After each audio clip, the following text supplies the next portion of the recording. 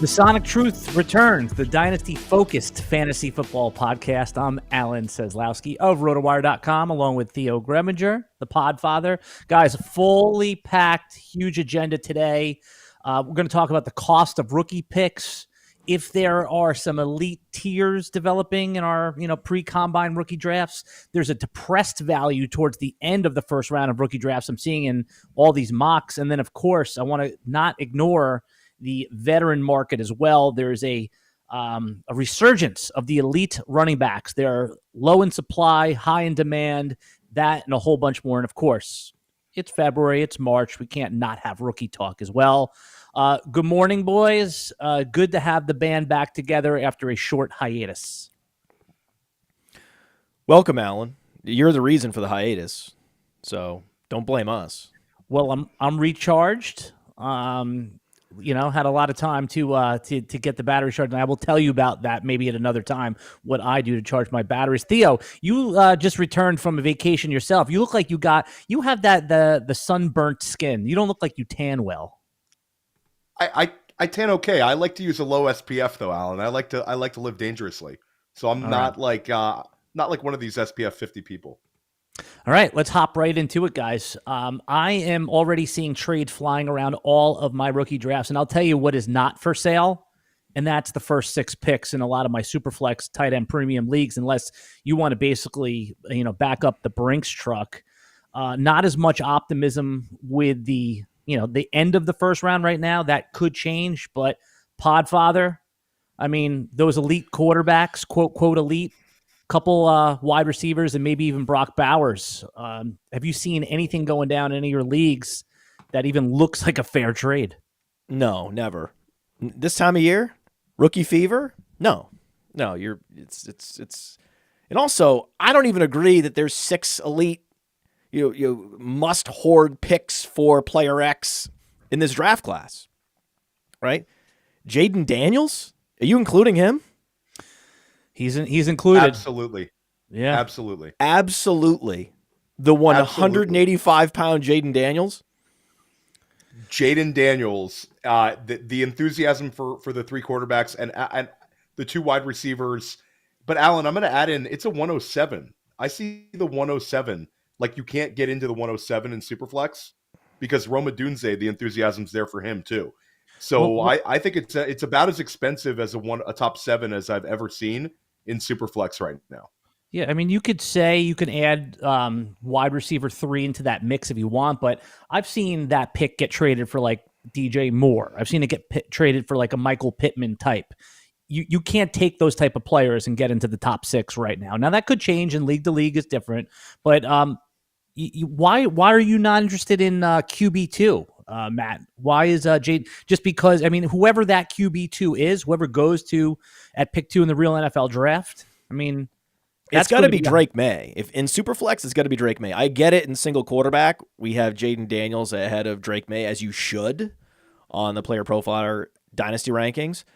But the floor is much higher for Drake May. Drake May is only 21 years old. Drake May, it was efficient, but at a young age, without the weapons that Jayden Daniels does. He has prototypical size. So there's less outlier potential where you're chasing an outlier because you're seeing, the rushing yards. I mean, the thing I love about Jayden Daniels the most is the touchdown interception ratio. I know he played 17 years in college, and throughout those 17 years, he was the college quarterback, the starting quarterback for LSU. He had 30 total interceptions, which is not a lot, right? The guy's throwing 40 touchdowns with 4 interceptions. That's incredible. And that was the big sort of signal that a Dak Prescott was going to be good, right? Was the fact that he was throwing for touchdowns in the SEC, but also taking care of the football against SEC cornerbacks. That, to me, is a great indicator. So there's a lot to like. But we're talking about pick inflation that is unjustified. There's quarterbacks like Jayden Daniels come out every year, right? We had a guy that was a 1,000-yard rusher, wasn't as efficient as a thrower, but didn't have the weapons, right? He didn't have Malik Neighbors. Anthony Richardson didn't have Brian Thomas. Imagine Anthony Richardson at Florida with Brian Thomas and Malik Neighbors. And Anthony Richardson's like 50 pounds heavier than Jayden Daniels. So I'm going to just say, hey, if you want to give me a pick that can become Marvin Harrison, then I'm willing to overpay. That's Theo. about it. That is about it in this class. That's the one guy that we know is bust proof. That's the guy. These other guys, I'm sorry, they're all bustable.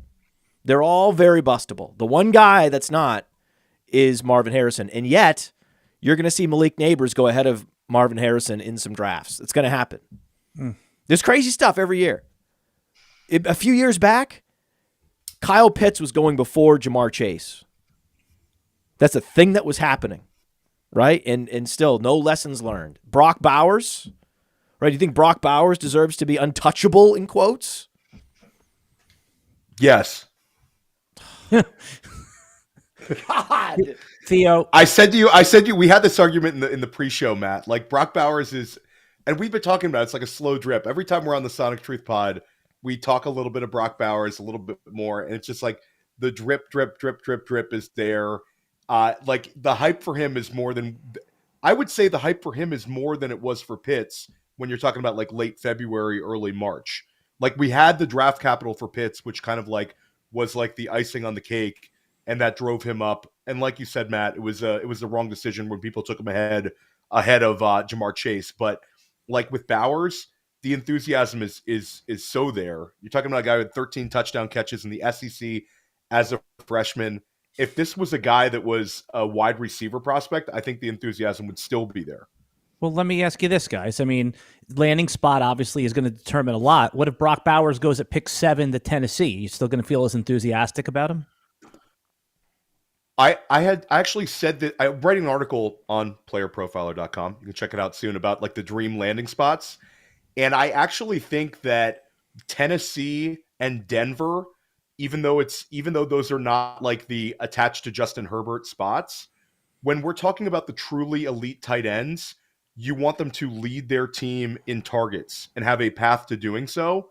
Brock Bowers being drafted in Tennessee and becoming the focal point of that offense immediately or within a year if DeAndre Hopkins plays next year, or him landing in Denver with, guys like Cortland Sutton and Jerry Jeudy, it's like quarterback averse type landing spots, but that's the path to him being 140 target tight end, like the Travis Kelce type season. So yeah, I don't mind Brock Bowers landing in like the perceived ugly landing spot of Tennessee. He would still be drafted in the top 10 overall, and they need an alpha that's not 30.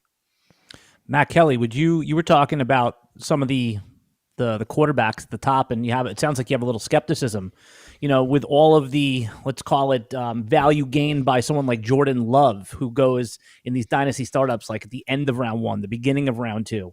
Would you rather have what you've seen so far in Jordan Love or any of those 3 top? Like basically, would you trade the 101, 102, 103, something like that in there for Jordan Love? Jordan Love's a bad example. Kyler Murray. Anthony Richardson. Kyler Murray. Well, see, the problem is Kyler Murray was this guy. Kyler Murray was the 101 that everyone was so excited about, and everyone was trading every pick to get. Everyone wanted Kyler Murray. I saw even Ryan McDowell, the Ryan McDowell from Dynasty League Football, a true OG, a legend in the industry. I saw him give up a grandfather offer. Wait, not a grandfather, a godfather. Grandfather offer would be like the confused one. Yes, the famous grandfather offer. Well, grandfathering means that means you talk about that like that's a rule gets big. The old rule doesn't apply to you, right? That's what grandfathering means. Yes, I misspoke, Alan. Thank you. Yes, Alan, I misspoke. Kyler Murray, I would rather have Kyler Murray than Caleb Williams. Yes. Would I rather have Caleb Williams and Jordan Love? Yes. Would I rather have Jordan Love than Drake May? Yes. Right? Because Jordan Love has something Drake May doesn't have. Jordan Love has a big arm just like Drake May, has size just like Drake May. But Jordan Love has a productive NFL season, which none of these rookies have. I have to remind every year. Every year we have to remind people these guys have done nothing. They're starting with 0 stats. They have no stats. They've done nothing. And Jordan Love didn't do anything for years. Jordan Love was very attainable for many years. So there's a lot of reasons why you have to just swallow hard and trade these picks. Trade the 104, trade the 105 in Superflex. You've got to do it. You've got to do it. You've got to put them on the block and start negotiations now, knowing that the pick values are only going up. So yeah, Theo, there's actually a chapter in this book, The Dynasty Dominator. Okay, The Dynasty Dominator Reloaded, and there's a chart that shows the pick value and as it goes up in the month of February, March, April, May, the pick values go up and up and up and up right to the draft. There it is. There's the chart right there. You can buy this book on Amazon. It shows how pick values go up right until your rookie draft. So how would someone go about buying that book, Matt? A book that helpful to them as a dynasty manager? It's right on Amazon. You can buy it. Dynasty Dominator Reloaded. It's right there. It's easily available to everybody. So you could start it now. Maybe you get a Godfather offer. Maybe you don't. You just keep making sure everybody remembers. Hey, these are available. Don't forget me. This is available, right? Or you could do the tactic that I prefer, which is to tell people how you would never trade the pick. And make sure you're in the chat for a month hyping up these players and saying how happy you are that you got this pick, that you traded for this pick last year, or that, this is the ultimate reward for what was an unlucky season, and you can't wait to use the pick, and then at the last minute, you drop it on the league and be like, it's on the block. Yeah. I'm trying to get as many of those picks as I can right now, Alan, because I think they're actually going to get more expensive than you're referencing. And I'll say they will get more expensive. So if you wanted to trade for him now, you can, and as long as you intend to flip it, that's fine. And I'll throw the curveball at you. Like you say the 106, I say the 107. I think it could end up being a 108 in Superflex because the drum beats for JJ McCarthy are getting stronger, and he could end up being a top 12 pick. And you're talking about, like you guys talked about, Jordan Love, and then you reference guys like Patrick Mahomes, like Lamar Jackson, guys who got an opportunity to sit in their first year because they were so young, and then all of a sudden they take off. Like, I'm not there yet with JJ McCarthy, but I think that the gap between him and quarterback 5 in this class is growing every single day. And I think that the value that he's going to be for the 108, it could end up being a 108, Alan. It really could be. I think a lot of people are going to be enthusiastic. You can also tack on the 109 because whoever the first running back taken in the real NFL draft is, let's say that's the end of round 2 or even the beginning of round 3, that player presumably is a day 1 starter. And everyone who doesn't need a running back in Dynasty Fantasy Football, a 21-year-old running back, right? So that player then presumably gets into that elite tier 2. I guess my point at the top of the show, guys, was Braylon Allen's 20. Yeah, well, there you go. That's my point. Braylon Allen just turned 20. Yeah. So if he's the number 1 running back, but point is that Jonathan Brooks is 20. Yeah. As of today, those picks can be gotten for those those Michael Pittman types, those DJ Moore types. Maybe a month from now they can't be, but if you're going to strike, the dynasty market this time of year changes so quickly. Well, the nice thing about trading a veteran now is you don't know how free agency is going to impact him, right? So most veterans, they are negatively impacted by whatever happens in free agency. So you can trade veterans now, get picks, and then flip those picks after free agency is over once things get really heated as the draft approaches. That is the move. I mean, if you're one of these hyperactive managers, do that. I'm not as hyperactive, and so I have to sort of go back into my memory bank and remember when I had a very manageable number of leagues, like most people, like most normal humans, and the kind of tactics I would use, and that's what I would do. Now I'm just like, I'm not falling for the banana in the tailpipe. Like I'm just an old, crotchety, no banana in the tailpipe dynasty. But that I was a different manager when I was a young man, right? Once upon a time, I was a young man, and I would just work the room, baby. And I was wheeling and dealing, just like Theo. Theo is a young man. He's in his prime. He's one of the best dynasty managers in the world. He has the receipts. He plays with real money, like thousands and thousands and thousands of dollars in dynasty. He's giving you real trades. Did you happen to do a real trade at all recently, Theo, that you want to share with us? I made a few real trades. I people get a little annoyed about my single QB leagues, though, Alan. I don't know about you. Like, I know that there's a lot of this. I'm your friend, and I get annoyed when I see them. I know. So I made a. Right, well, Alan, hold on. Before we get into this, should we talk about because we've mentioned it a few times. So I think we should give people the full explanation of what the Dynasty Deluxe package on Player Profiler is all about. This episode is brought to you by Player Profiler, the Dynasty Deluxe package.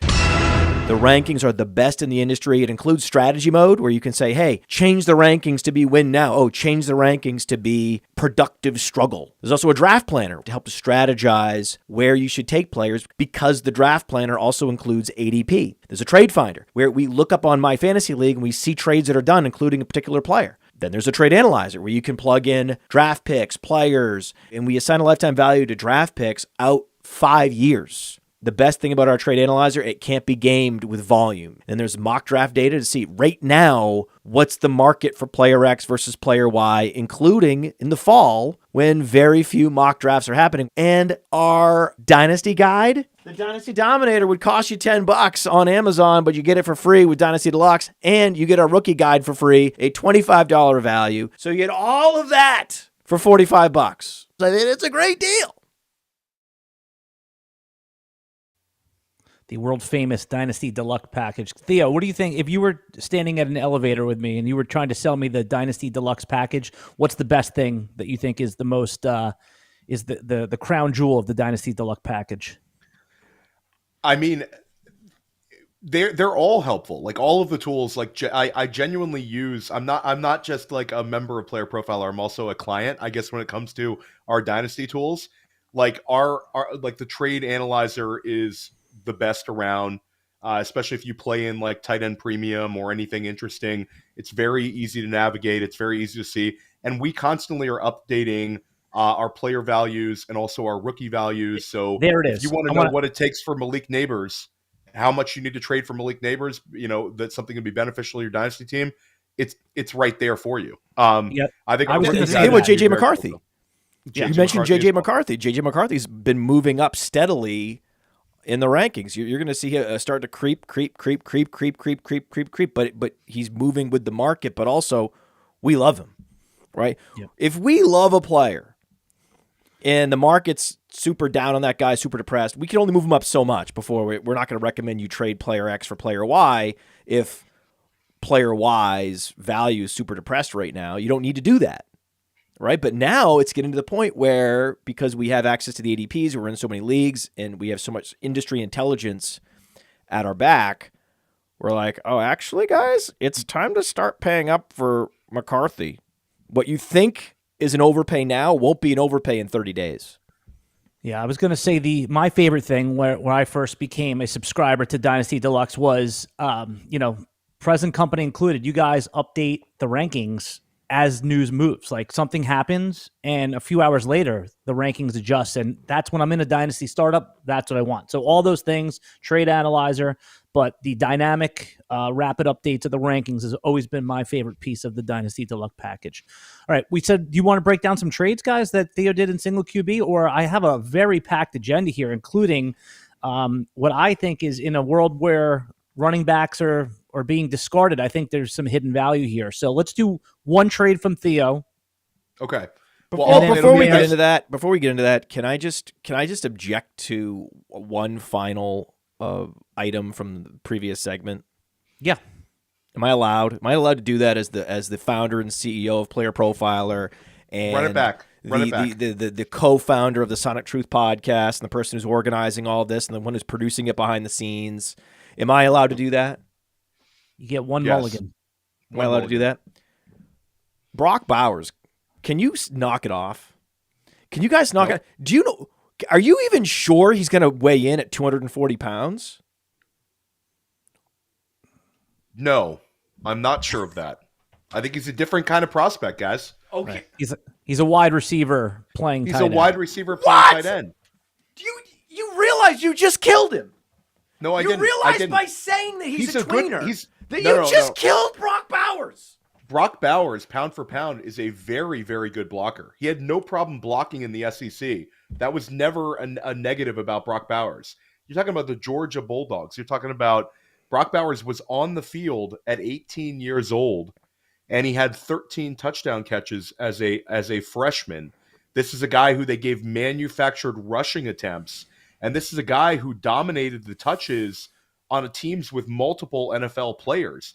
And when I say he's a wide receiver playing tight end, it's not in like a negative sense. This is a guy that's going to be lined up all over the field, and he's a mismatch out there. I think that the enthusiasm for Brock Bowers should be there because he's an incredibly special talent. It's one of the best tight end prospects we've ever seen. And this is a guy, Matt, also, like we talked about the teams that are going to value him as a number one target. I'm making Matt so heated right now. Matt, take it back, run it back. Make the case against the unicorn of all tight ends, Brock Bowers. History. I made it. New Year's resolution not to interrupt my guest. It was so hard just now with that 60 seconds of trash that you just spewed out of your mouth onto a microphone that ended up becoming sound waves that were distributing on the internet people are tuning into. God! There's a laundry list of players that stretches back for decades of the tweener tight ends, the wide receivers playing tight end, the tight ends playing wide receiver. All these guys that you get talked into, convinced that, no, this is the one. No, this is the tight end unicorn. No, this time. No, those touchdowns as a freshman. No, this is the one. No, the freak athleticism. You got to see. Look at this Kyle Pitts. Look what he can do. No. It's never that guy. Whenever you go back and look at the tight end class, it's always the George Kittle from the 5th round. It's always Sam Laporta being drafted after Dalton Kincaid. It's never the guy you think it is, right? You can go back to time, top 10 tight ends, right? Eric Ebron. I'm too old, man. I'm too old, and I've seen too many drafts, and I've seen too many hotshot tight ends for me to justify ever rostering that guy, right? Jayden Daniels, there's a bunch of things about him. We talked about the touchdown interception ratio. We talked about the 1,000+ yards rushing, the mobility. There's a lot to like about Jayden Daniels. There's some things like the 185 pounds, which is the under-discussed red flag in this class, right? But then also, what if Bowers comes in at 235? Give me the list of the 235-pound tight ends that have done a goddamn thing. There's one guy. There's Jordan Reed. You're going to give me Jordan Reed, and you're going to give me nobody else. And I'm supposed to convince me that there's one guy that's the ultimate outlier chasing. We're okay, he's Jordan Reed. And that's what we're going to get. We're going to get a whole bunch of Jordan Reed comps because literally if you plug him into a comp database, there's not going to be any results other than a Jordan Reed. And I'm supposed to talk myself into that. I'm supposed to talk about the theoretical case for Brock Bowers. Knock it off. We have a process, Theo, and the process is that you find value at tight end. You could even say that Sam Laporta was a value because he was, at the time, not Dalton Kincaid. You had to pay full price for Dalton Kincaid. Why pay full price for Dalton Kincaid when you can get Sam Laporta a few picks later? That was the case that we made, and it was correct. Right? Even guys that haven't hit all the way, like a Dallas Goedert, that was the correct process. Right, to go with the Dallas Goedert over the guy that was drafted in the first round, right? Time and time again, a Mark Andrews over a Hayden, whatever his name was, Hurst. Hayden Hurst. Yeah. I can't even remember his last name. That's how irrelevant Hayden Hurst has been in the league. And people are still trying to convince me, Hayden Hurst on the Carolina Panthers is going to command a bunch of targets. Yeah, Hayden Hurst is going to be a value. right? No, the guy that was drafted 2 rounds later by the same team, Mark Andrews, was the value all along. And this is the story of the tight end position. What you think translates in your mind, in your imagination, doesn't always translate in the NFL. And the tight end position is the most wicked of all the lovers. Okay, it really is. So you're gonna get burned, and sometimes if you wait long enough, the burn heals. TJ Hawkinson, right? He disappointed for many years in a row, and the burn finally healed, and you finally got paid off. Either way, you're either going to take a bath on the guy's lifetime value in the first few years, or you're going to be staring at a full-blown bust. That's the most likely outcome for these tight ends, and I don't care how high they get drafted, because I was told that because Kyle Pitts was drafted before any other tight end, that all my other comps for him were silly and irrelevant, and that I needed to open up my mind and realize this guy had draft capital no one's ever gotten before. He has size-adjusted athleticism no one's had before. So my skepticism that has been learned behavior over the last 20 years was to be discarded. And guess who was right as rain? Never drafted him in my life in any format. Kyle Pitts. Yeah, guys. I mean, it's pretty wild that even if you feel that way, like Matt does, Theo, you got to take advantage of what the market thinks. And if you look at sites like Keep Trade Cut, you said your dynasty rankings have Brock Bowers at tight end too.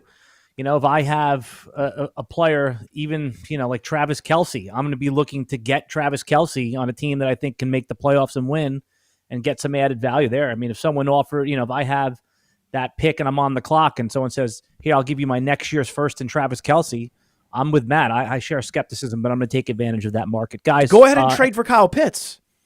If you want to do anything, if you want to try to get the next Hawkinson, the guy that's going to be a delayed breakout, why not just go trade for Kyle Pitts? That's what I would do.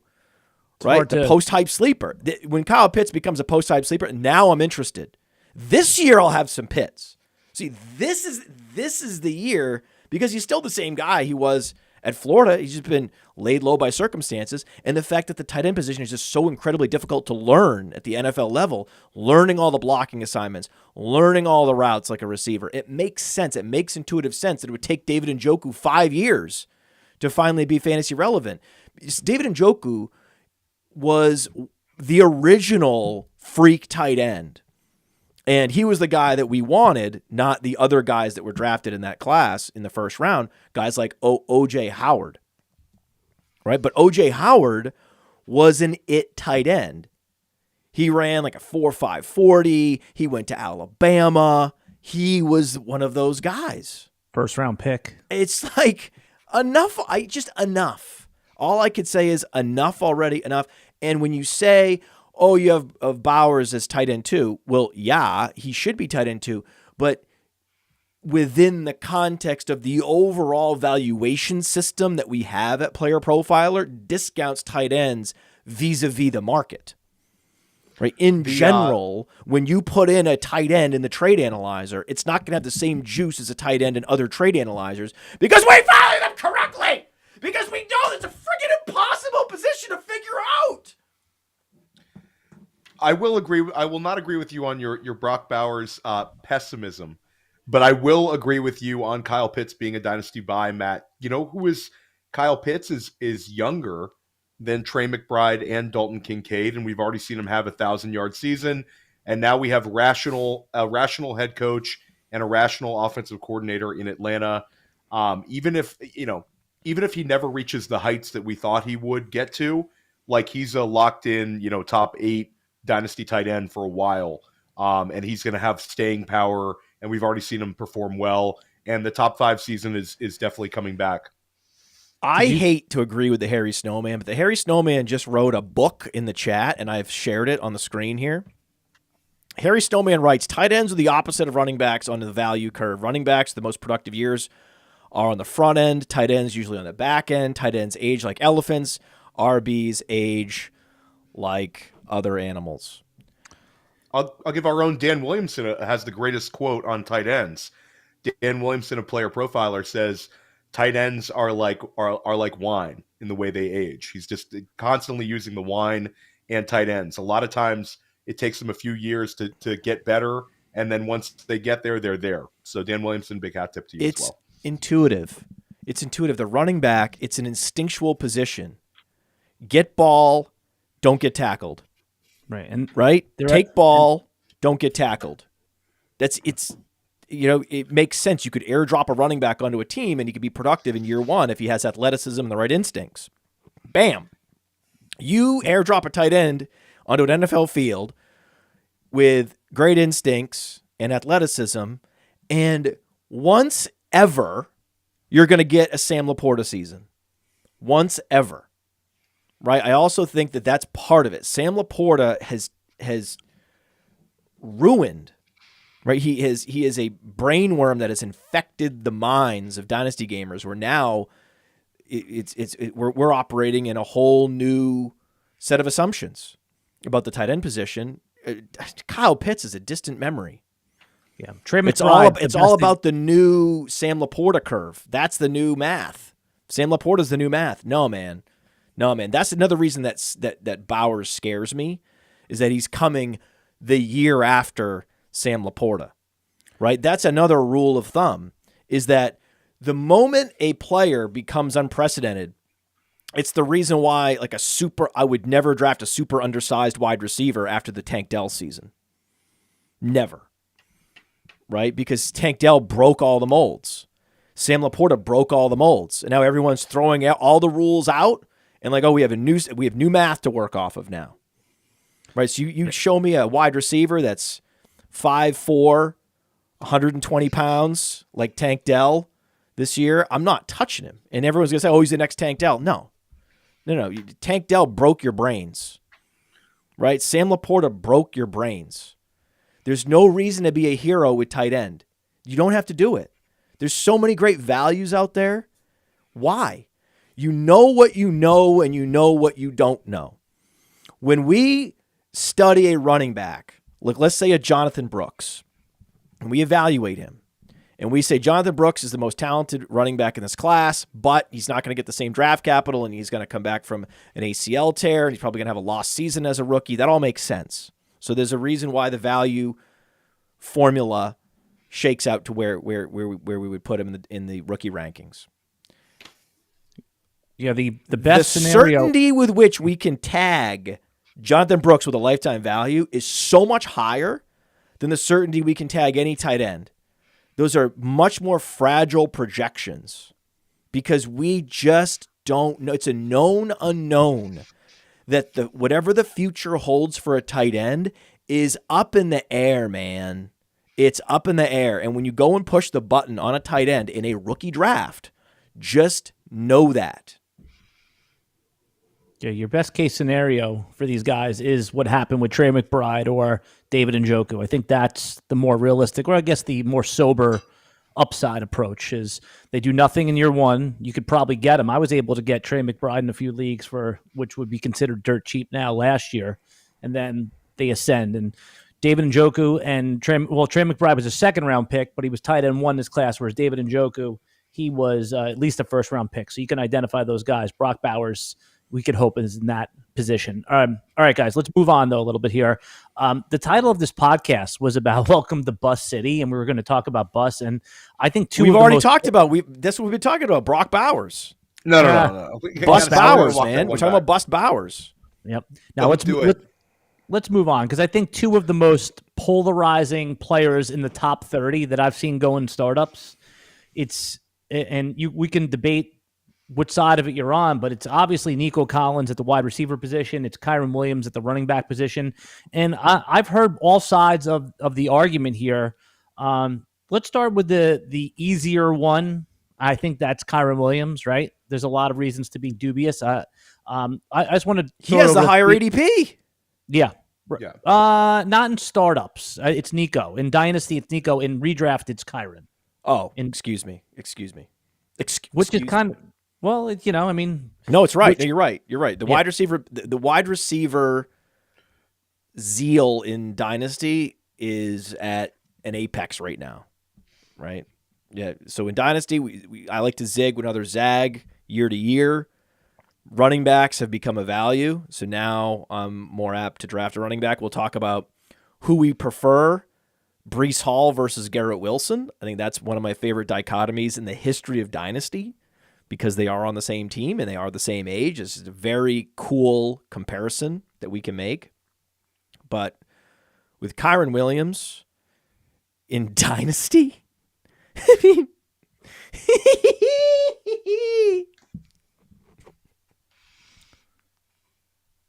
Theo.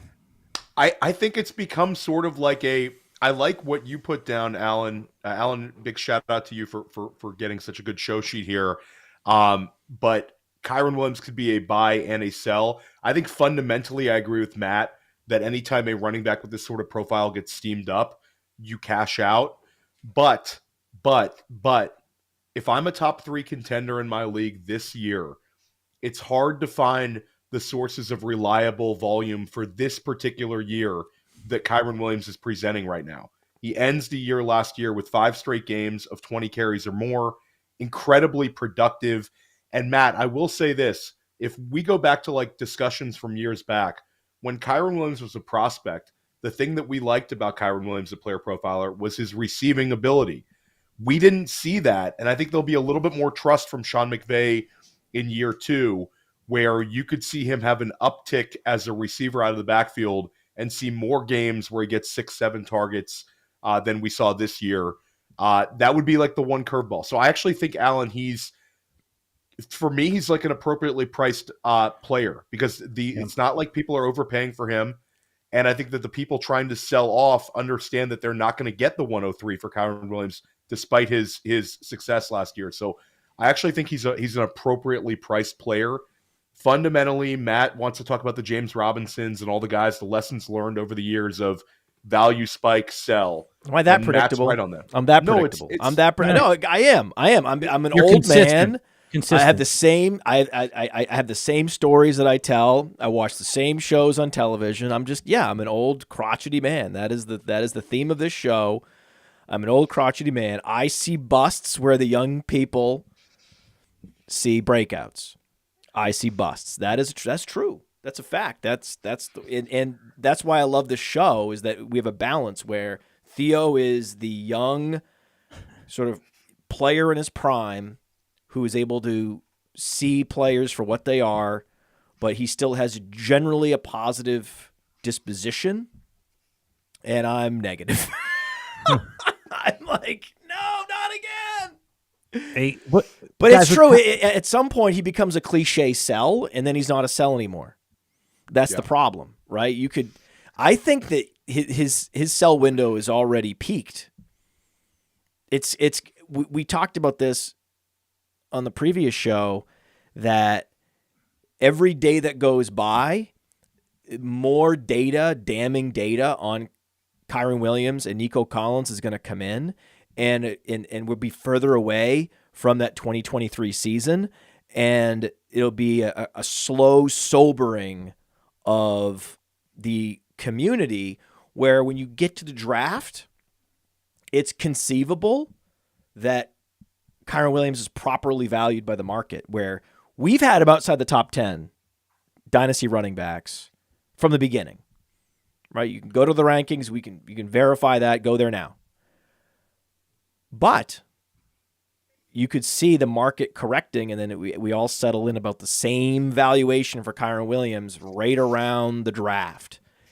And I'm only saying that because I've seen this story before, where we were out ahead on a player that had no business being as steamed up, and then these way too early drafts where the recency bias is still thick, and then a couple more months, it's just a couple weeks, couple months go by, suddenly the guy falls another round in the startup, and then all of a sudden, wait, now I'm interested. Now I would take him.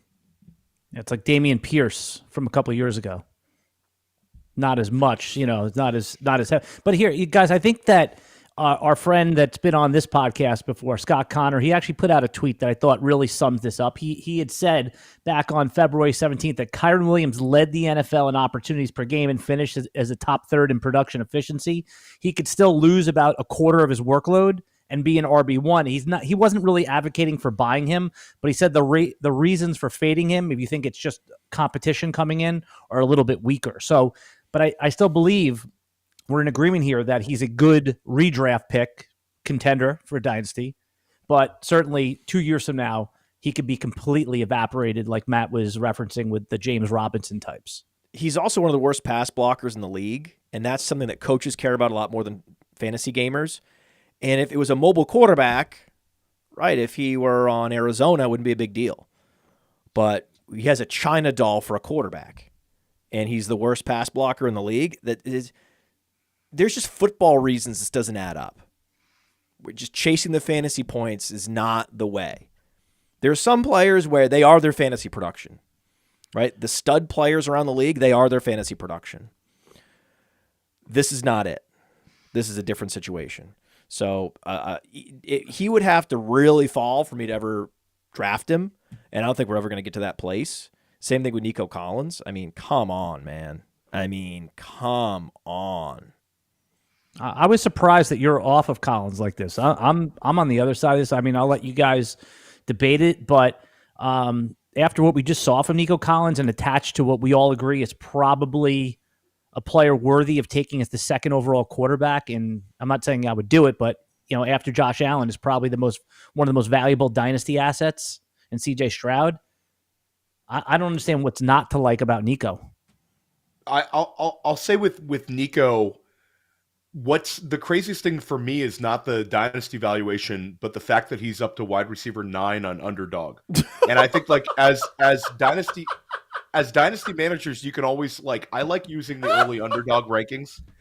I look at this one. The Podfather's losing it. He's losing it. Wide receiver 9, Matt, and he's three spots away. They're drafting a wide receiver, right? They don't think that they have a great wide receiver room. They think they have a couple third-round picks and some veterans that are aging out of the league like Robert Woods. That's the perception of the general manager and the front office in Houston. So that ADP is predicated on Houston being set at wide receiver. And that's not the case at all. At all. And we have years of non-production going back to his time at Michigan.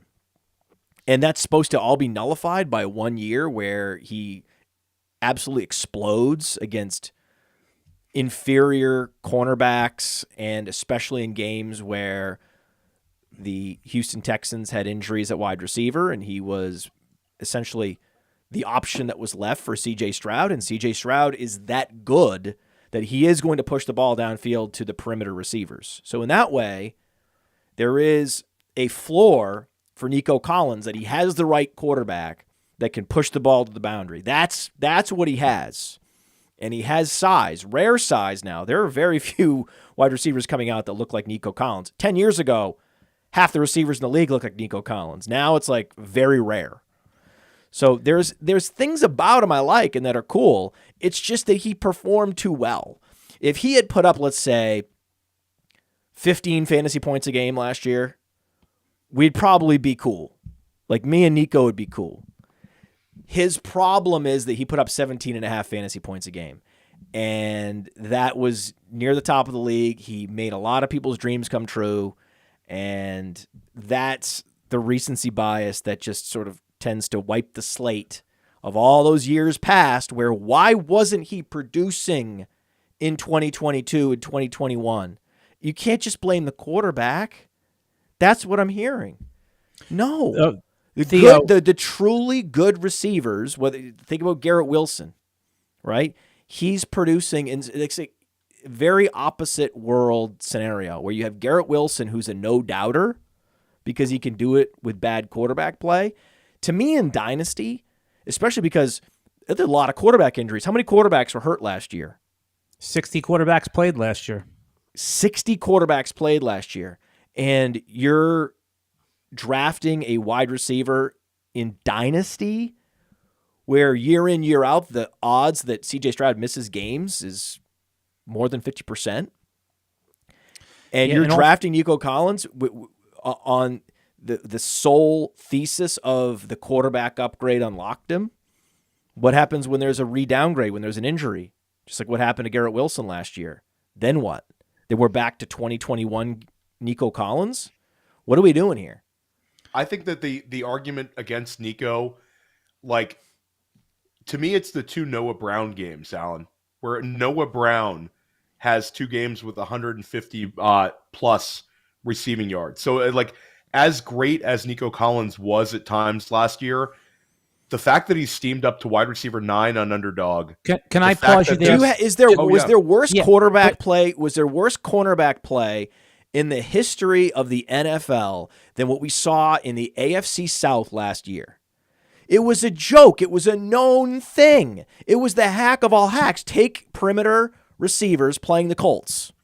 We knew this. We know that was the week that Calvin Ridley is going to be fantasy relevant. This is the week to play Nico Collins. We knew it. It was a known thing. I agree with you, Theo, that wide receiver 9, I'll have 0 shares of an Underdog, but his dynasty price, and that's what we are here to discuss, right? His dynasty price, it's somewhere floating between wide receiver 14 and 17. I don't think that's as bad. I'm very content with the price. I mean, think about I'll name the next 5 guys, Theo, that are going after Nico Collins. You tell me if you'd prefer any of them. Would you prefer Tank Dell, Michael Pittman, Jordan Addison, or Rashee Rice ahead of Nico Collins? No, I think it's a comparable tier. I think that I would probably go with Michael Pittman ahead of Nico Collins. I feel pretty strongly about that one. I think you could make a case with Rashee Rice and Tank Dell. Make a case with Rashee Rice? Make a case? Who's also up to wide receiver 12 on Underdog. Rashee Rice. Make a case for Rashee Rice? Are you kidding me? How is Rashee Rice's Underdog ADP not above Nico Collins? I've been pounding the table for Rashee Rice for 6 months. Yeah, you have been a Rashee Rice fan. We cannot have Rashee. I wrote this email to the analytics team and to Theo the middle of last season. I said we cannot have Rashee Rice high enough. We can never have him high enough, right? Because this is the weird. And I talked to Ray Garvin about this. I said I don't understand this. People are rushing to a Nico Collins more than they are a Rashee Rice. That, talk about brain breaking, right? That breaks my brain, because I used to think that if you had Patrick Mahomes and you were the clear number 1, and then you also broke out as a rookie, 13.5 fantasy points a game, imagine Nico Collins doing that as a rookie. He could never, right? And he was also a prolific college receiver. And it was like, wait a second, what are we doing here? How is every fantasy gamer not in love with this guy, right? He clearly has more upside than, let's say, a Jordan Addison, even a Zay Flowers. Zay Flowers' quarterback is Lamar Jackson. So there's always going to be volume concerns around Zay Flowers and, pass volume holding him back. There's nothing holding Rashee Rice back. There's nothing. It's less likely that Kansas City invests in the wide receiver position in the offseason than it is that Houston does. So none of this makes any sense to me, right? I mean, my question would be, if you're looking at Nico Collins in a vacuum, looking at him for who he is compared to his peers, the comparison is Metcalf, Higgins, Pickens. If you want to have a conversation about guys that are age 23, 24, 25, that have 13 to 17 fantasy points a game in the range of outcomes, with size that are, out there on the boundary, going up in contested situations. That's the comp. That's the real comp. Get out of here with Rashee Rice. Get out of here with Tank Dell. Get out of here, man. Even like a Drake London. Drake London was hyper efficient as both a rookie and a second-year player, and is about to get a quarterback upgrade in the next year or two. He has such a higher ceiling than Nico Collins longer term. Like, I don't believe that he's in the right tier according to the market in both Dynasty and in Best Ball. I disagree with you guys. The Best Ball ADP is a clown show and a joke, and I think it's a prank, and I think we need to go back and look at the data, and I would do a final data check, a cross-check of 3 different databases just to make sure that that's actually correct, that Best Ball drafters are that high on Nico Collins, and even where he's going in Dynasty is wrong. It's the wrong tier. He belongs in the tier below. The argument of Nico Collins versus a George Pickens, that's a conversation I can have. That's a conversation that works with how my brain works and how players should be valued. And I'm not even a rookie zealot. And I'll take Romeo Duzé all day long. Give me a Duzé. Right? Is it Rome a Duzé? Why do I always like to call him Romeo? It's Rome. I know it's Dobbs. Rome, but I know it's Rome, but I want to call him because I put the I think Romeo Duzé is a way better name than Rome Oduzé. I like to call him Romeo Duzé. Is it short for something like Roman? I don't care. Just Romeo Duzé sounds so much better and rolls off the tongue so much better. Right, Alan? Rolls off the tongue. Right? Right, Alan? Normally, the way I'm wired, I think I've built up enough credibility in this position over the last hour of the show that, of course, I would take Nico Collins for the rookie that has 0 stats on the year. And I'm like, hell no. Romeo Duzé is in a tier above freaking Nico Collins. I think we're a little more realistic with where we have Nico in our Dynasty rankings. I think it's like what, definitely subscribe to it, to Player Profiler, get the Dynasty rankings. But I think where we have Nico, it's a little bit more sobering. I think that it's like you said, Matt, a lot of the valuation is based on Houston doing absolutely 0 at the wide receiver position, and also Houston not significantly upgrading the running back position, where there's all these rumors that Saquon Barkley could be a Houston Texan. And the rest of the division not upgrading the cornerback position. There's going to be alpha corners added in the draft, and existing alpha corners are going to take a big leap forward, like Julius Brents is going to take a big leap forward from 2023 to 2024. The Truman Show situation that Nico Collins found himself in, and undrafted nobody receivers that have been kicked around the league like Noah Brown found themselves in too. Like Noah Brown put up similar numbers in a similar situation when Nico Collins was out. So I have no idea. It's not like we don't have that proof point. If it would be one thing if someone said, well, Nico Collins played all year, and all we know of Nico Collins now with CJ Stroud is exceptional play, and there's no way anyone could match what he did. It's the perfect pairing of Stroud and Collins. It's like, no. We have the test case. We have the experiment. Right?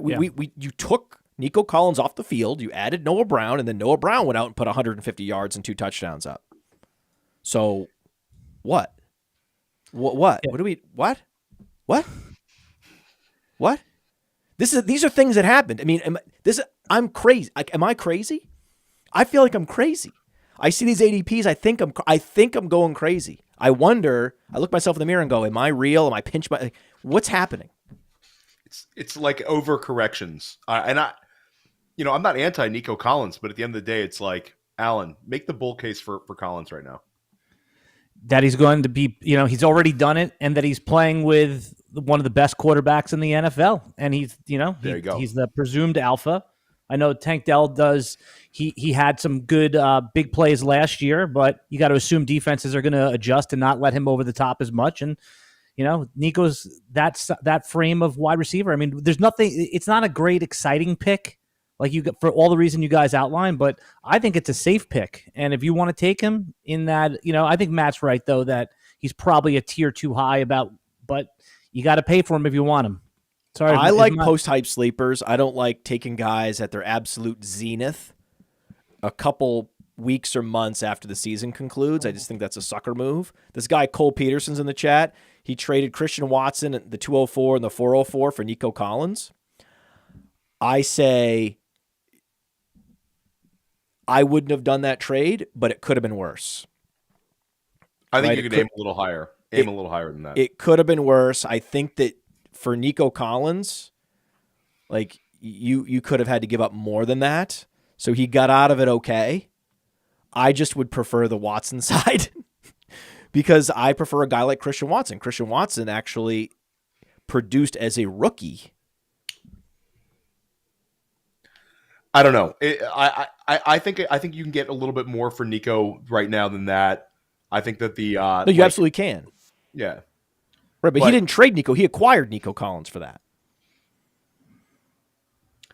Then I'm good with that one. I'm good. With like that I said, I don't hate it.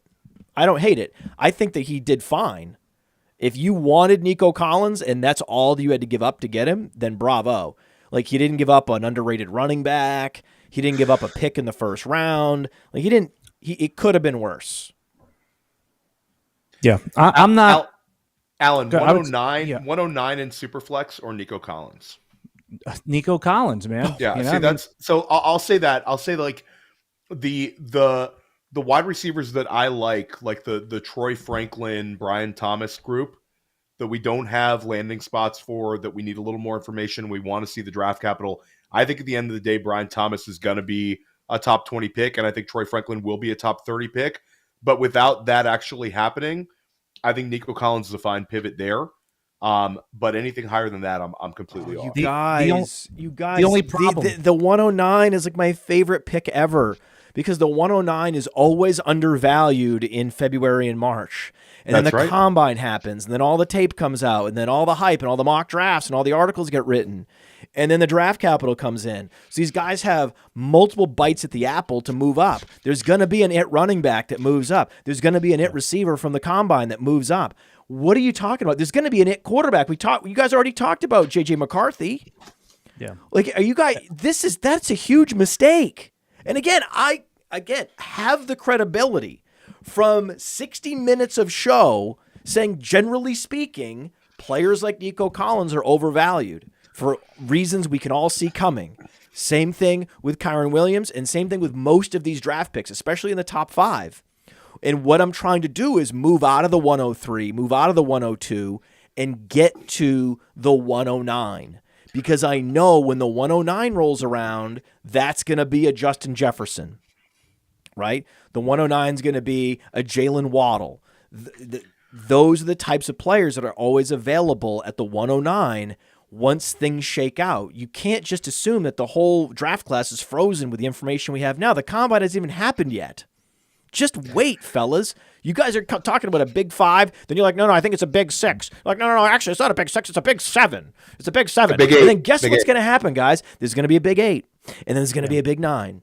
And then you're going to be like, oh, man, what do I have for that? Oh, Nico Collins. Congratulations. Yeah, if you would have gone in Matt's defense, I probably would have said, oh, you trade the 109 for George Pickens last year, right? And now look where that got you. So that would be the defense. Whereas the hot ascending guy who definitely there's a little bit of question marks right there, you traded in 109 this year would have gotten you Achane or someone like that, or Jordan Addison.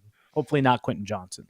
Can we talk about, we just talked about the NFL Draft Combine, how great it is that we get quarterbacks, running backs, and wide receivers all on one day, all at 1 o'clock on Saturday. It's like the greatest scheduling ever for fantasy football purposes. We don't. It's like wait. How is that possible? Because no one's participating. All the big guys aren't even participating. That's why they're going quarterback, running back, wide receiver, all on Saturday starting at 1 p.m. The only other day that if you want to ignore everything but skill position players, and you're strictly want to go fantasy football focused, Friday evening is the tight ends, and then Saturday is every single skill position player. It's going to be like the best thing. It's incredible. Better dynasty asset, Breece Hall or Garrett Wilson? It's Breece Hall. It's Breece Hall, right? Already done it. You don't worry about the running back age with Breece Hall, right, guys? Because you're going to get at least this this contract out of him, another 2 years. He's a prime candidate to get a second contract with the same team. And as much as you love Garrett Wilson, this is that rare situation where there's three workhorse running backs in the NFL, and one of them's Christian McCaffrey, right? It's Bijan and it's Breece Hall. That's it. And it doesn't look like, any other are coming in that are going to have the draft capital of those two guys. So these two are true unicorns. And if you include McCaffrey, there's three unicorns, right? Which I guess is not the definition of a unicorn. There's three of them. They're about as elite as it gets. I'm totally with you. Oh, we're just giving it to Breece Hall? He's right. Wow. Thank you guys for finally aligning with my sensibilities. It's been an hour. Garrett Wilson at 168 targets in year 2, though, guys. I mean, we're talking about... Nobody hates Garrett Wilson, by the way. You're on the clock. You can only take one of them. I just traded for Breece Hall this past weekend. So, I'm very much in with you guys. Breece Hall could be... Gosh, this is a really difficult question, guys. This question, if I'm in a completely win now mode, though, it's no question it's Breece Hall. If my window is there, Breece Hall this year could be running back 1 overall. That definitely can happen. He already took a huge step forward as a receiver. They are force feeding him the touches, the talent's there. I mean, he could just go nuclear this year. But Garrett Wilson is also a special talent. So I think it really depends on your team build, Alan. I mean, in a complete nutshell, positional scarcity, fine. Yeah. I'll give you Breece Hall. It's Breece Hall then, if you want to go with the positional scarcity argument. That is the argument. That's it. I think there you go. There you go. Okay. There's a bunch of receivers. How many receivers do you think we can make the case will be as productive as Garrett Wilson this year? That you have a chance at? Let's say, I would say there's 15 receivers that could all be wide. There's probably 15 receivers that could all be top 5 receivers.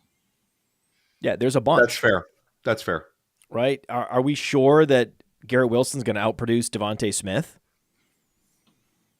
How about Brandon Ayuk? Are we sure he's going to outproduce Zay Flowers? No, we're not. Rashee Rice? No. Nico Collins? No. Well, see, now you're being ridiculous. Jaylen Waddle. I mean, there's so many receivers that you can make a case that will be as productive as Garrett Wilson this year. Now, Garrett Wilson's going to get Aaron Rodgers, but Aaron Rodgers plays slow. Aaron Rodgers a few years back was the slowest pace of play quarterback in the NFL.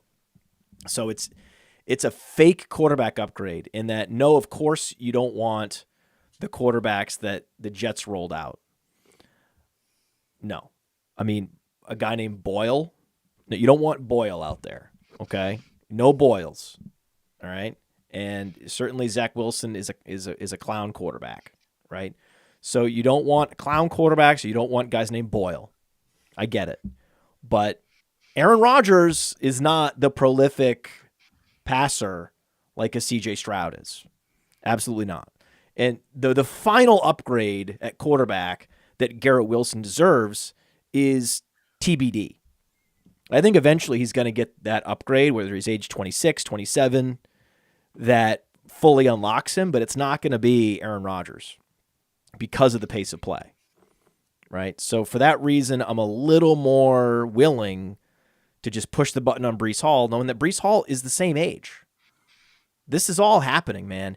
He checks every box. He has rare size for the position, but he runs a sub 440, which with the speed score, 99th percentile, it's just so rare. And then the fact that he is such a slick receiver and that he has that top 3 yards per route run that is that flashing indicator that this is a truly special receiver out of the backfield. And then every time you look up, even though they're packing the box in against Zach Wilson, he can still run for 50 yards up the middle.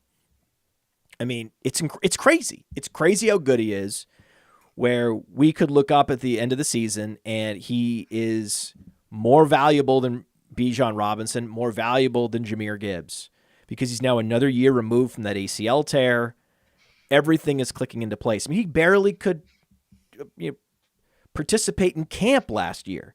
He's going to have a full offseason program, a full training camp. He's going to have Aaron Rodgers. And who's the number 2 receiver in New York? Alan Lazard. Breece Hall. It's 95 Breece Hall. targets last year. 95 targets last year. Yeah, it's Breece Hall, man. It's so Breece Hall, and he's going to age like wine, man. Like talked about, you have 2 years here. We have 2 years that we know he's going to be a Jet. He's probably going to get it like one of those sad 2-year running back extensions that they have to settle for. And then we're talking about 4 years, and they're going to upgrade the offensive line. That's a known weakness for the Jets. They don't have many weaknesses on that roster. So offensive line definitely is on the docket for upgrade in the draft. Oh, my God. Oh, my God. The beauty of Breece Hall is because he's so young, it's not just like a win now Christian McCaffrey type move in a startup. It's a win now and you have a trade chip if you need it as well. 39 touches their last game. I mean, it's like we saw like the final game against New England where you had a few games in a row where the rushing efficiency was poor, and then Breece Hall ends the season with 4 straight games of 80-plus rushing yards on top of the 95 targets for the season, and he gets 178 rushing yards the final game of the year. I mean, I think he's locked in as RB2 in redraft, and then it's a real argument about, RB1 in Dynasty. He's locked in right now. Where is he going in seasonal leagues? Pick 6, pick 7, but yeah. I'm taking him. I've done 6 underdogs, and I've gotten the number 2 pick twice, and I've taken him Breece Hall twice. I'm taking him ahead of the receivers just because I like the receivers I get on the 2-3 turn. I don't love the running backs that are there. So you have permission for me to take Breece Hall. Did you hear the Mind of Mansion monologue that I did last week? Yes. You're living that. You're living that, where it's like the receiver position is so deep now. It's even deeper now than it was last year because we didn't know Puka Nacka was going to be this. We didn't know Rashee Rice was going to be this. We didn't know Tank Dell was going to be this. We didn't know. I mean, I love Jaden Reed. I didn't know he was going to be this. Right? So now there's even more reason to wait that round, and you don't get punished.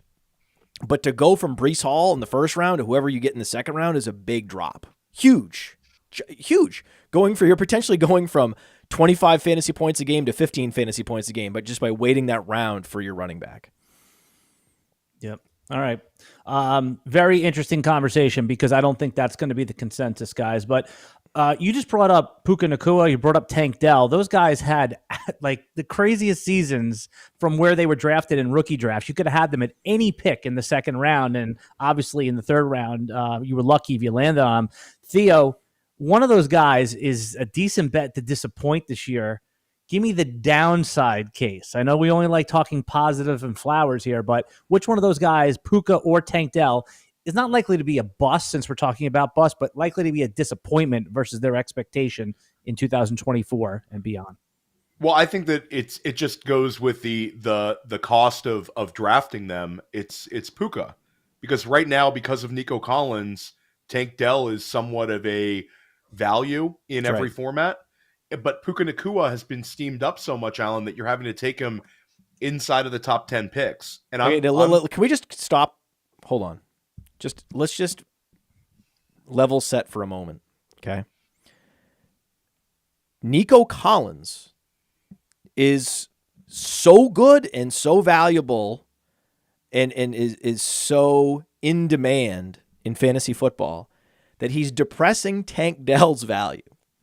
However, Cooper Kupp, who has the best fantasy season of any wide receiver I've ever seen, doesn't suppress the value of Puka Nacka. I just want to make sure I'm getting all this right. I just want to make sure I'm correct, and this is all good. This is all good because Steve Smith made fun of me that I was not bullish enough pre-draft on Cooper Kupp.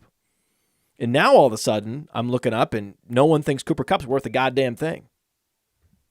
Wide receiver 27, Matt. They think he's a joke. This happened to Larry Fitzgerald, right? He had a couple years in his late 20s with hamstring tears, and then he came back and was a wide receiver 1 in fantasy. Was a complete and utter target hog. And yes, I understand that Puka Nacka is Anquan Bolden. Fine, totally fine. But what happens if and when Kyren Williams misses a pass block and doesn't chip the defender that's coming up the middle, and that defender pulverizes and turns Matthew Stafford's collarbone into powder? What happens at that point? Who's the backup quarterback for the Rams? Do you guys know? Does anyone know? There was. Well, I'm trying to think. I at some point I knew this, but go ahead. Review. Anyone in the chat know? I don't know. I'm openly not knowing who. Oh, it's Carson Wentz. It was Carson Wentz last year. Is it now Carson Wentz? It's well, Wentz last year. And Stetson Bennett is the 3. Stetson Bennett. But Carson Wentz. We're talking about Wentz and Bennett. Wentz. This is what it's going to come down to. This is a China doll of a quarterback who, fortunately, had one of the healthiest offensive lines in the sport last year and wasn't laid low and driven into the ground by a defender that was whiffed on by his stone-worst pass pro running back. But no, feel free to assume that everything is going to work out just fine. Everything has to just kind of click into place just right for Puka Nacka to deliver at ADP, where you're right, there's much more room for error with Tank Dell. Fair enough, guys. One of them, though, is probably going to disappoint, and there's a lot of enthusiasm on both of them. I'm just, like you said, you having to take Puka at wide receiver 6. So that one is the maybe. I understand it, though. I do understand it. You understand it. I mean, do you understand it? Yeah. Yeah. I mean, everyone, assuming everything stays the same, which that's a lot of if. I understand why people are doing, especially in the seasonal stuff, but. Yeah, it's not a pick that in Dynasty that feels comfortable when you have a lot of other proven guys that have done it over the course of time. But he set historical numbers last year, right? I mean, we have not seen this. So sometimes who do you think is a better receiver? Who's in a vacuum, right? If you were an NFL GM, you're going to draft a player similar age. You're going to draft Puka Nacka or Jaylen Waddle? Jaylen Waddle. Jaylen Waddle is phenomenal. And Jaylen Waddle shares a field with another massive target commander in his early 30s in Tyreek Hill. So why is there any disparity between Puka Nacka and Jaylen Waddle in Dynasty? Because Jaylen Waddle had a down year and Puka Nacka had a record-setting year. And it's also the targets where Puka Nacka gets 160 targets, and we saw that Jaylen Waddle, his rookie season, was heavily targeted. As soon as he gets put next to another alpha, that went way down. So I think it's correct, but I think Matt has a Jaylen Waddle as a dynasty buy argument that's pretty strong right now. Even though I sold a Waddle this weekend, but I got a lot. You should get a lot. Jaylen Waddle is phenomenal. In a vacuum, he's one of the better receiver talents in the league. And he's done it in different ways. He has a season with 10 yards per reception and another season with 18 yards per reception and another season with 14 yards per reception. You can deploy him as a slot receiver, as an outside receiver. He can run deep. He is so versatile and yet so explosive. And he's such a craftsman about the wide receiver position. And it's discounted because you have a guy in his 30s that's across the field from him in Dynasty? This is something we're supposed to care about? The guy, he only had 4 touchdowns, right? So this is what I love looking at the touchdown totals. I love going to PlayerProfiler, go to data analysis, and just sort by touchdowns. And I love to just sort through and look at those guys in the 1, 2, 3, 4 touchdown zone and be like, who could have easily doubled their touchdowns, and had they doubled their touchdowns, would have set a career high in fantasy points per game and would be viewed very differently today if just a couple of those catches had been in a different area of the field. Oh, it's Jaylen Waddle. Like, I just like reminding myself how good certain players are, especially coming off a quote-unquote disappointing year where he was wide receiver 20, right? He was wide receiver 34 in total points, wide receiver 20 in fantasy points per game.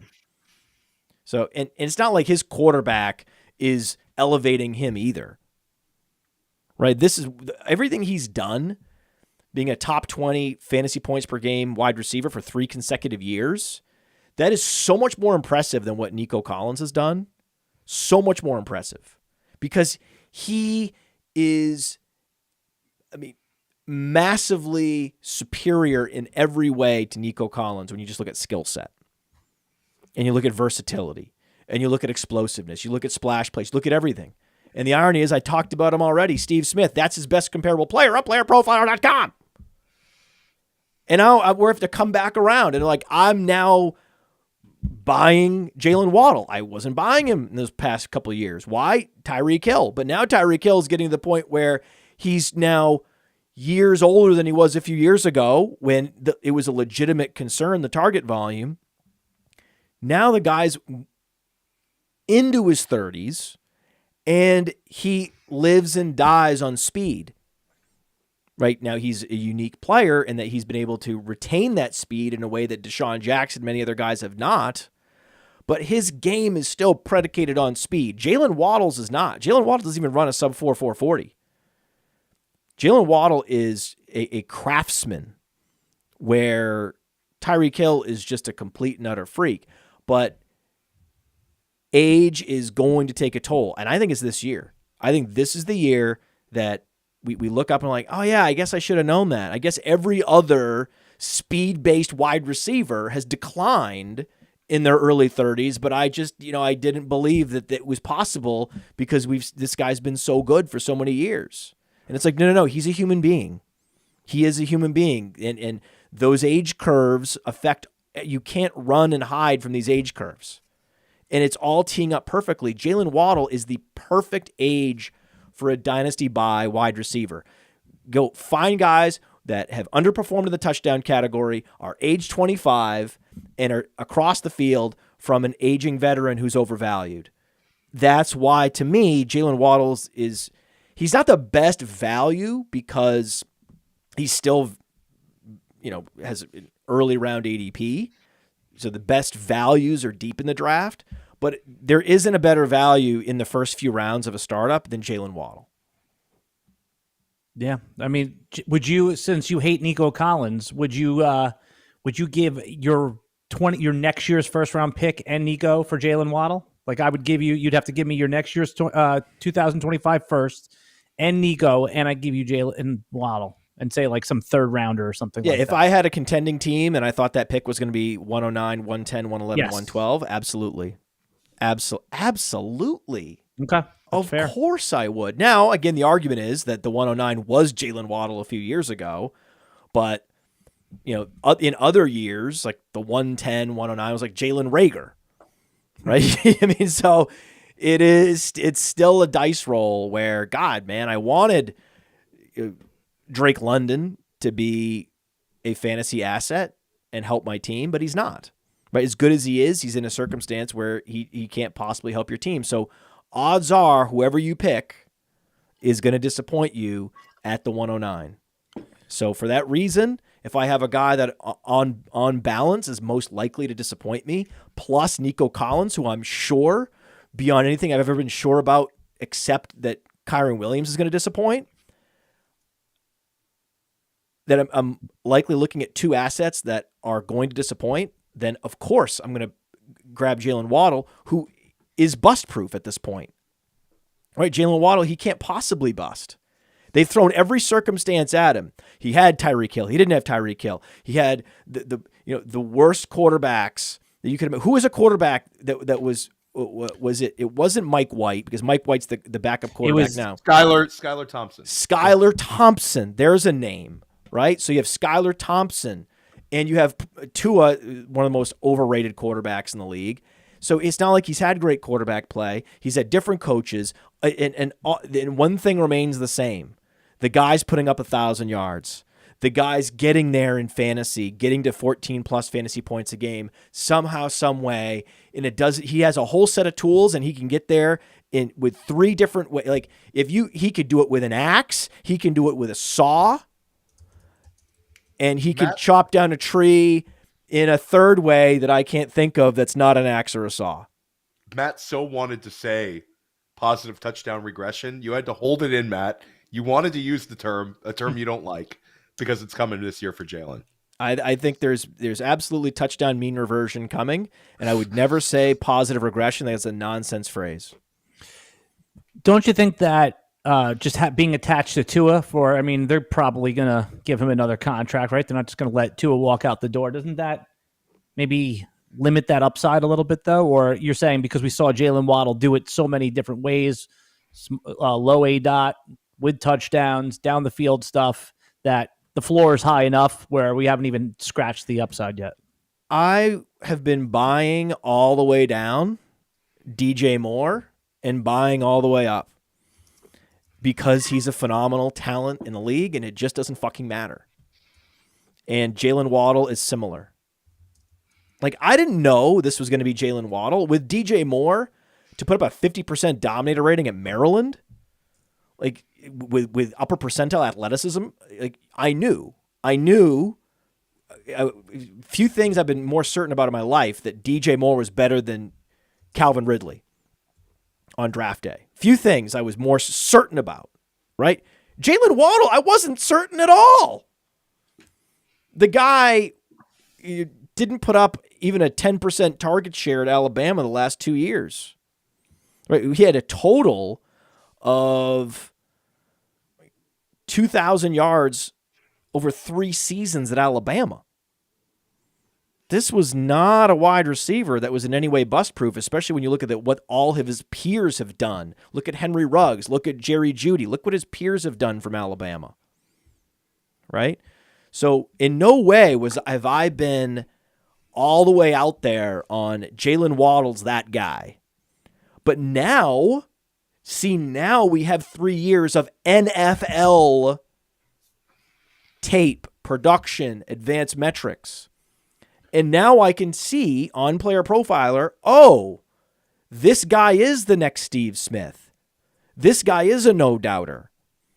And there's just such a difference between a no-doubter and a guy that has one great partial season like a Nico Collins, or a rookie like Romeo Duze. Rome. I just wanted to say it again. Yeah, it's gonna get stuck in your brain. All right, guys. Last topic here that I think deserves a little bit of time to kind of stretch out and talk about here. Theo, you got me very curious when you're talking about, and Matt as well, about JJ McCarthy.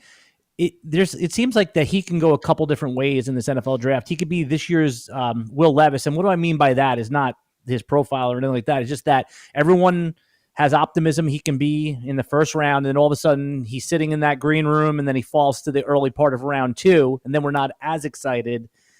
Or he could be a top 20, top 25, top 15 NFL pick, lands on the right spot, and we're cooking here. So I guess where are the perfect landing spots for him because we're talking about all day in this podcast, big 6, big 7.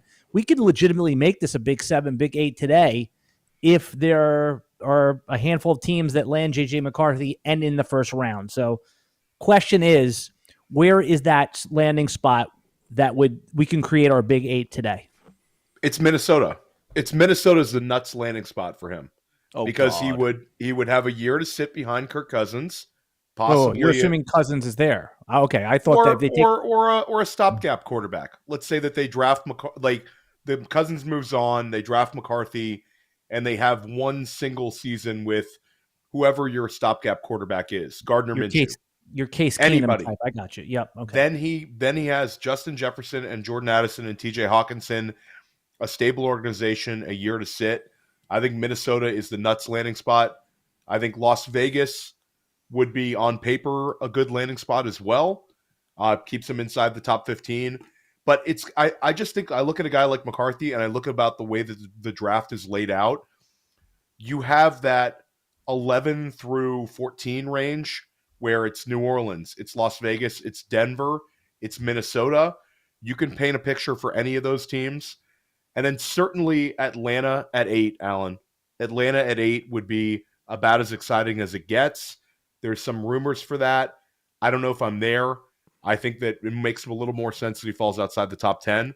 But if the steam continues And then the top 3 quarterbacks go off the board, 1, 2, 3.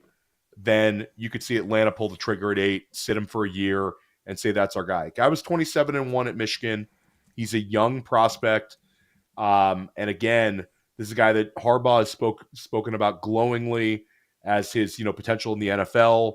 And I think there's more and more steam, more and more like leaks about teams and scouts liking JJ McCarthy.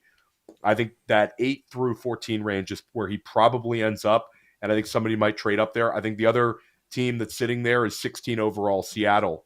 Seattle has a regime change. If he's sitting there at 16, that might be an enticing player for them as well. He's not going to get past 16. 16 is probably the floor, right, Matt? 16.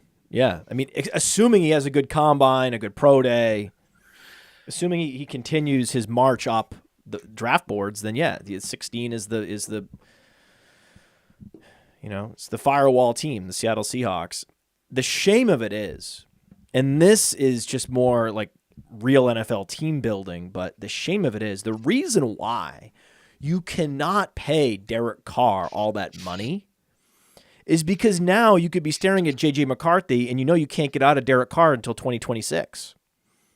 So now you're like, I can't draft this guy to sit for 2 years. They could. It would be smart. I would do it. If it were me, I would do it, and I would try to find a way to get rid of Derek Carr. But I don't think that they will because of Derek Carr. That's the great tragedy of overpaying for a mid-level quarterback in the league, is that's the hidden cost, is that you're crowding yourself out of a J.J. McCarthy at some point if you had the opportunity to draft him. Yeah, if the Broncos can get out of Russell Wilson this early, and Deshaun Watson potentially can be gotten out of early, they can get out of Derek Carr. Things can happen. There's always a team where you give them a pick to take the contract. So, but you're right though. It's a cause for pause versus just like needing a quarterback and go like. But there's other quarterbacks that are gonna, for those teams that miss. Like, Sam Howell is being rumored to be traded around. Yeah, I mean, there's a team that's going to end up. Sam Howell. I mean, yeah. So I guess you don't like him, but I know. Also, we already had Sam Howell had a moment. We all remember the moments, right? Carson Wentz had a year where he was a top MVP candidate. Yeah, we all remember the moments and the years these guys have had. Just remember that. Just remember that, Nico Collins fans. Just remember Carson Wentz. Carson Wentz had a moment. A lot of players have moments. And you guys can remember this name right here on my T-shirt. Just remember this real quick. This is something to keep in mind. Remember that. Just keep that in mind for the next few months, for the future. Things to keep in mind.